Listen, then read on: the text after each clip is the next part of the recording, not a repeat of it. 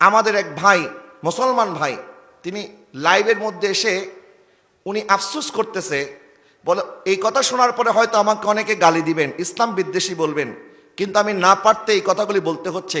আমার ছোট্ট মেয়েটাকে নিয়ে আমি বাজার করতে এসেছি, কিন্তু আশেপাশে পুরো এলাকা জুড়ে এত এত মাইক লাগানো হয়েছে, মাহফিল কোথায় হচ্ছে আর মাইক কোথায় লাগাইছে। তো যেখানে মাহফিল হচ্ছে এই এতটুকু জায়গার মধ্যে যদি মাহফিলের মাইক সীমাবদ্ধ থাকে তাহলেই তো যথেষ্ট।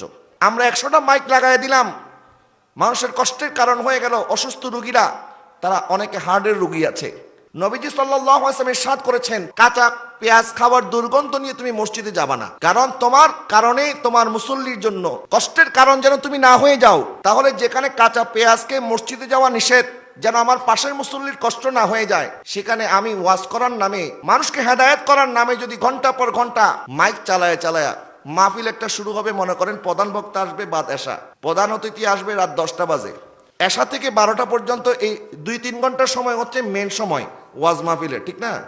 জোহর থেকে মাইক চলতেছে, তো জোহর থেকে তো মাইক চালানোর কোনো দরকার নাই। যখন অতিথি আসবে, বক্তা যখন আসবে, তখন না উনি মাইকে আলোচনা করবে। এখন মাইক একটা পাইলেই যেভাবে আমরা শুরু করি, এই যখন বাড়াবাড়ি আমাদের বন্ধ হওয়া দরকার আছে না নাই? এটা আমি সংশোধনের নিয়তে বলতেছি। অন্যান্য দেশের মুসলমানের চাইতে আমাদের দেশের মুসলমান অনেক ভালো আছে, আলহামদুলিল্লাহ বলেন।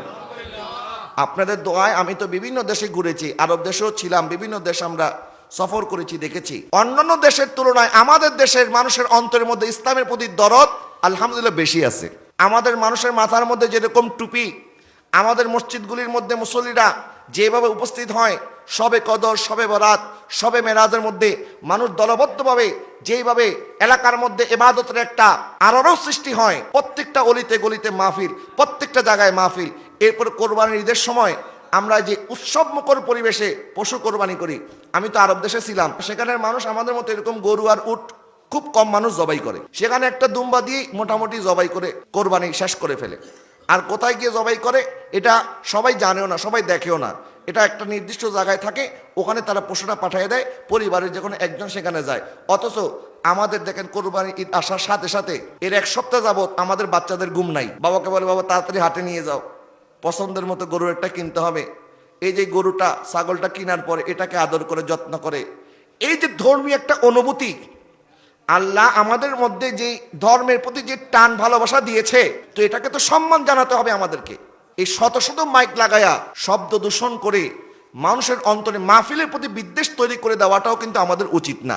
আমি বলছি ইনসাফ, আদালত প্রত্যেকটা ক্ষেত্রে ইনসাফ প্রতিষ্ঠা করতে হবে, ন্যায় বিচার প্রত্যেকটা ক্ষেত্রে করতে হবে।